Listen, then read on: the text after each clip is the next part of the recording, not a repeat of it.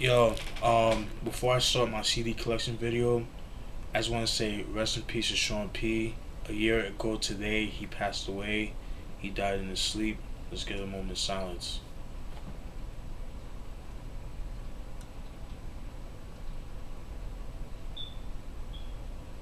Alright, let's start the video.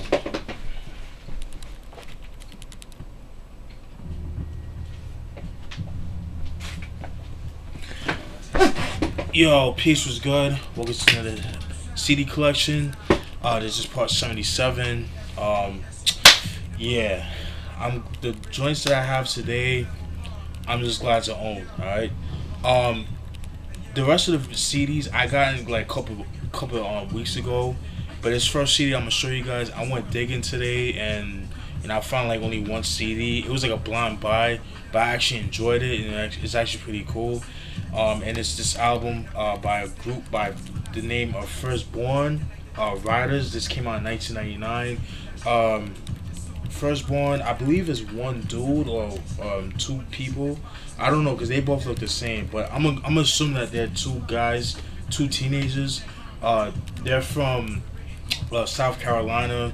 Don't know too much about them. All I know is that they're from South Carolina. But like I said, this was a blind buy, and then when I popped it in, I actually enjoyed what I heard. Man, it's actually pretty good. It definitely has like and what's surprising is that it has production by Manny Fresh and people like that. So I thought that was pretty cool. So when you listen to it, it definitely has that late '90s Cash Money sound, if that makes sense. But it's not in a corny way though. But it's pretty dope. And you got like Willie D on the album. You got Young Buck before he became G Unit. A couple other people. But yeah, dope album. I like it. It might not be for everybody, but like I said, this was like a blind buy. Like I said, I never heard of them, but it was a dollar, so I was like, fuck it.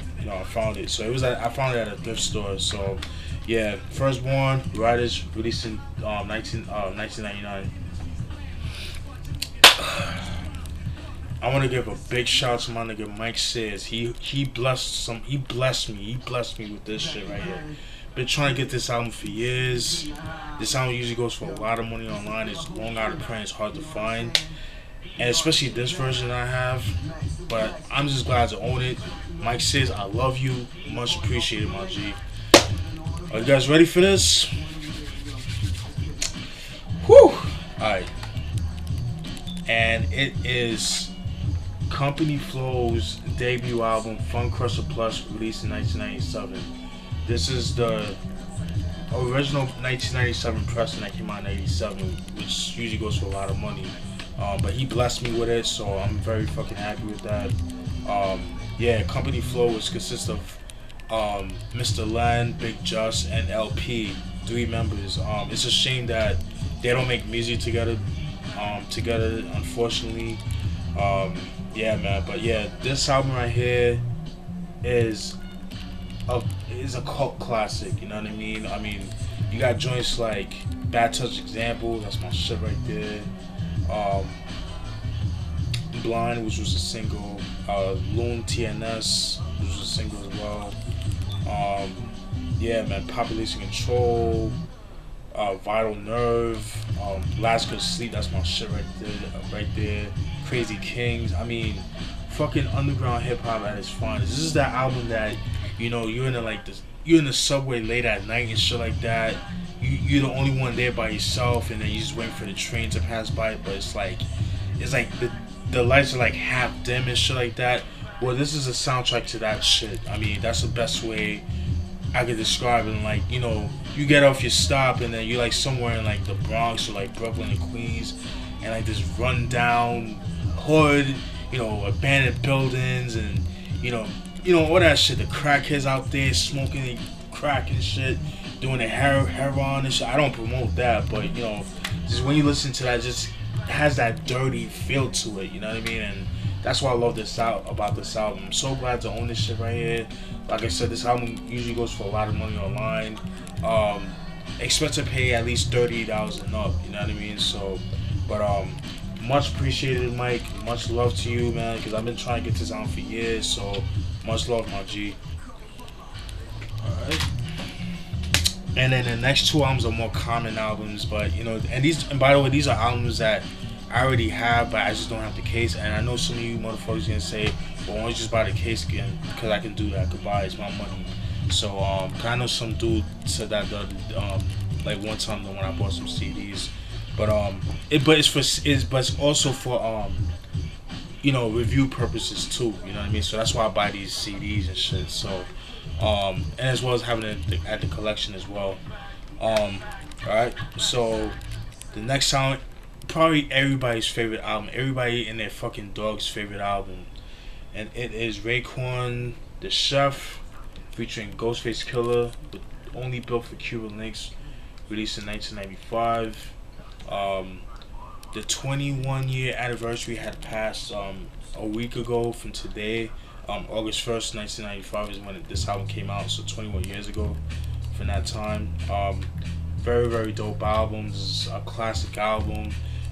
Very innovative, very influential, groundbreaking at that. You know, just based on like the production alone, just how cinematic the album was, the samples that were used, the way they were used.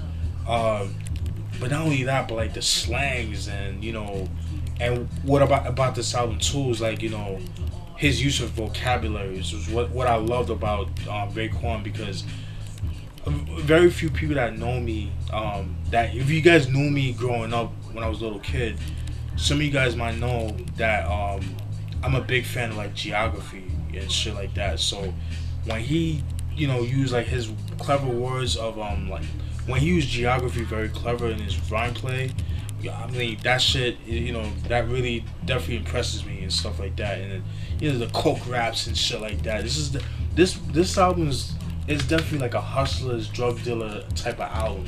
You know what I mean? Just like that type of shit when you cutting up and you know you bagging up whatever. This is album that you play with that. You know, you play and shit like that. You know what I'm saying? Or you hang with your boy. You know, having a couple of, you know, licks and Hennessy and shit like that. You know, some shots and whatever. Hennessy, some hard shit, E&J and all that. This is how you play around that time and shit like that. It's that drug dealer music right here. That Accurate Legend, that, you know, that the S400 series and Benzes and all that. You know what I'm saying? The, you know, the LS400 Lexus, the GS. You know, this is that music right there that defines that. You know what I mean? So, but yeah. All right. Then we got Nas with his third album, I Am, released in 1999. Another album that I already have, but again, I don't have the case, so lost the case. This came out in 1999. Very underrated album in my opinion. It's an album that a lot of people kind of hate on, just because of the fact that, you know, a lot of people felt like Nas went commercial on this album, and you know there was rumors at that time that because he made a collab song with a Puffy or Diddy, the song "Hate Me Now," which was one of the singles off the album, which was pretty big back in New York. You know, there was rumors of him being part of Bad Boy Records and all that shit. You know what I'm saying? So, dope album. This was supposed to be a double disc album, but it got leaked, and you know, as well as Mobb Deep's Murder Music, so they had to make new songs and stuff like that. So, you got songs like Nas is Like, one of my favorite Nas songs. KISSING, Money's My Bitch, Undying Love. I mean, fucking dope shit right here. Definitely expect me to do some Nas reviews in the future, so definitely stay tuned. But I want to wait till, you know, I get my I could record it for 15 minutes again, because definitely like those albums like these, and you know, this album deserves a full length, you know, album review. So yeah. These last two, I don't think y'all ready. I gotta take a swig of water.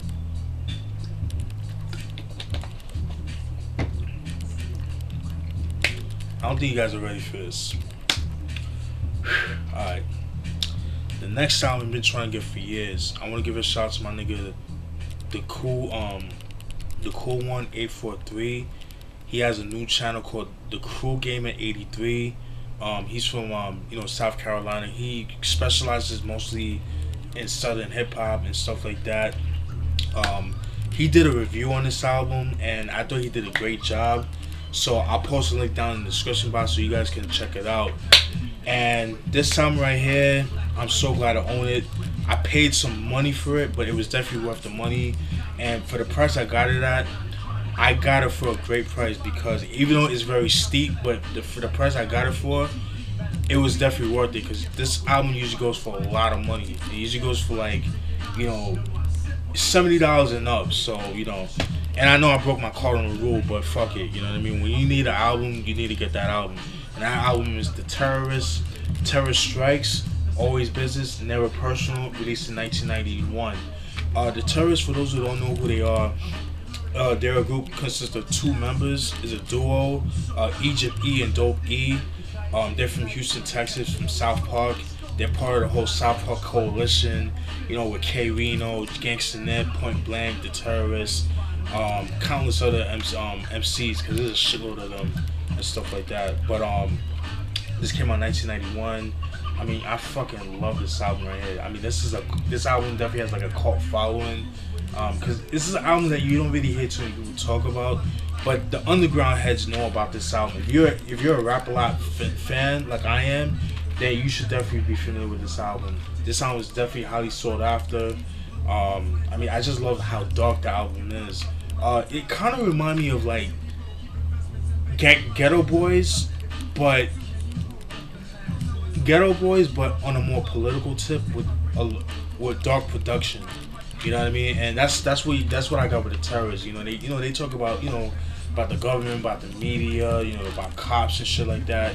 And it's crazy too, because a lot of this shit they did talking about on this album, it's happening right now, especially with black people and shit like that. So if you play this album, you could definitely relate to the album, especially if you're black and shit like that, or if cops just fuck with you. You know what I mean? But highly recommend it. I'm glad to own this shit right here. Good luck finding this because this album's long out of print and goes for a lot of money. But don't be afraid to spend some money on certain CDs. I know I broke that cardinal rule, but you know, sometimes, you know, you gotta be realistic and shit like that. But this is The Terrorist, Terror Strikes, Always Business, Never Personal, released in 1991. Long out of print, hard to come by. Last but not least, I showed this album before, but it's the version I've been trying to get for years, and I'm glad to own this shit right here. And it is Coogee Rap and DJ Polo with Road to the Riches. This is the double disc version. This is the 2006 version, the Traffic edition I've been trying to get my hands on for years. Goes for a lot of money. I got it for a great price. Even though, again, it's a little steep, but for that price, it's definitely worth it, especially for this album. Yeah, man, I fucking this. Whew!